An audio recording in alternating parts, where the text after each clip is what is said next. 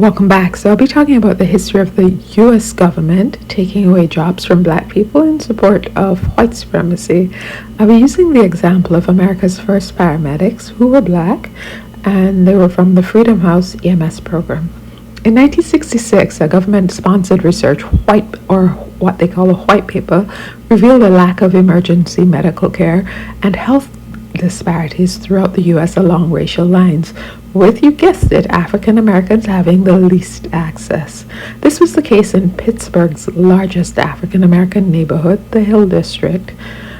In the 1960s through 1970s, most of the residents in the Hills District income was below the poverty line. The government welfare system viewed the residents as, quote, unemployable, end quote, with a slim chance for, quote, long-term stability, end quote. Like many cities in the U.S., along with the socioeconomic inequities, Pittsburgh was marred by interpersonal and systemic racism. In 1967, in response to racialized socioeconomic disparities, African-American community organizer James McCoy Jr. founded Freedom House Enterprises, or FHE, a community empowerment agency that helped find jobs, organize voter registration, and support civil rights activities. FHE grew out of the United Negro Protest Committee, a protest wing of the National Association for the Advancement of Colored People, or the NAACP.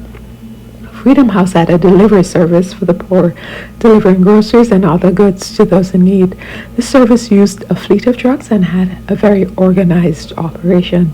This would become the infrastructure for the first EMS service in the U.S.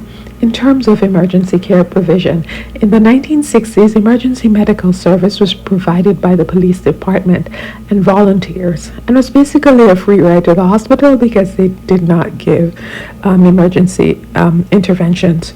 Due to poverty, many black people needed the assistance but were afraid of the police, quote.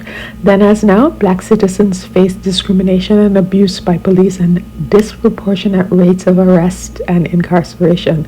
Consequently, many black people felt a sense of indignity and of fear when forced to rely on police officers for transportation to the hospital, end quote. So trying to deal with the problem, James McCoy of Freedom House worked together with Philip Halen, director of Maurice Falk Medical Fund. The Maurice Falk Medical Fund was concerned about the public health crisis concerning the lack of medical care and emergency medicine in black communities, and was a recipient of one of the federal grants to address the issue brought up by the research paper. Freedom House had the infrastructure, Falk had the funding, but no medical experience, so they decided to approach Dr. Peter Safar for assistance. The lack of emergency care hit home for Dr. Safar, who was an Austrian-born anesthesiologist at the University of Pittsburgh and a pioneer of the CPRs, who helped to develop the modern hospital intensive care unit, or ICU. He lost his daughter in 1966 to an asthma attack because she did not get the right help between her house and the hospital. So he coped with the loss by designing the modern ambulance, including the equipment inside plus its paint scheme. However, most crucially, he also designed the world's first comprehensive course to train paramedics. Dr. Safar emergency medical service vision was influenced by the examples of military emergency units he observed in Korea and Vietnam, with the essential features being ordinary people who were trained to provide emergency treatment. This model paired well with the Freedom House job creation mission. So in 1967, Dr. Safar agreed to consult on equipping the emergency vehicles in exchange for being allowed to teach the black community members. He would continue in this role until 1973, when he recruited a female Jewish physician, Dr. Nancy Carolyn, as his replacement. The first cohort of paramedics were trained in 8 months. Their first call took place during the uprising following the assassination of Dr. Martin Luther King Jr. in 1968, so you know they had lots of work. From the inception of the program until it ended, it was opposed by the police force and fire department for encroaching on their territory. And some white people outright refused to be assisted by the black paramedics. But the data showed that the training worked. One example was a study conducted in 1972 of 1,400 patients who were transported by the Freedom House team over 2 months, found the paramedics delivered the correct care to critical patients 89% of the time. By contrast, the study found police and volunteer ambulance services deliver the right care only 38 and 13% of the time. Freedom House became the pilot course for EMS training for the U.S. Department of Transportation and the Federal Interagency Committee on Emergency Medical Service. Dr. Nancy Carolyn wrote a textbook on EMS training that became the national standard. Sounds wonderful, but remember where we are, and the racism has to come in at some point. So now for the racism.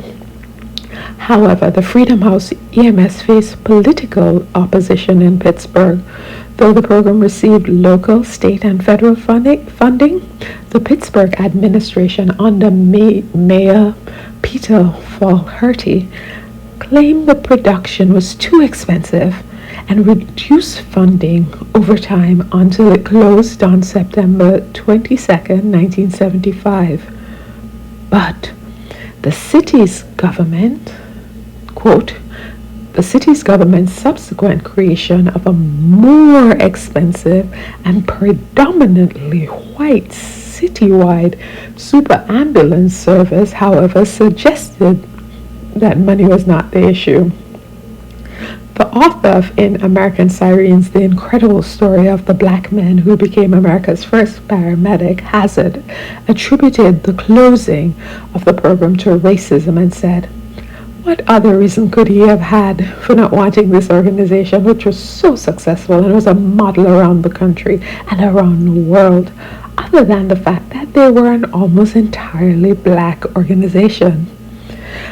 But Hazzard believes there are lessons in the story that are useful for all professions, not just paramedics. Many of the Freedom House participants went on to get master's degrees, PhDs, or medical degrees, or pursued careers in politics or the upper echelons of the police, EMS, and fire departments. Quote, "These were really successful people who came from nowhere, and where it all began was an opportunity in 1967. Hazzard said, all it took for a group of young men that the world had written off was one opportunity, and they never looked back from that point. Anyone can reach great heights. They just simply need a single opportunity." End quote. However, although some were able to find employment in municipal services, state-level leadership, and public health administrations, others found themselves cast out and once again unemployed when the service disbanded. White Freedom House employees had a different experience. As Caroline wrote, for 8 years, Black Freedom House trainees had stuck with the organization while they watched white trainees leave FHE to assume high administrative positions with city and county EMS agencies. The white trainees had all done their apprenticeships with Freedom House, and now they were in control, and Freedom House was odd man out. End quote. I had to go to the history to tell you, because the same thing is happening today, right? Taking away jobs from black people to give it to white people. It's the same old song. It's there in 1966, 1967, 1973, it's just the same old song going on. Yes, that the government of the U.S. will take away opportunities from black people to maintain white supremacy. But you feel free to tell me what you think. I could be wrong. Thanks for listening.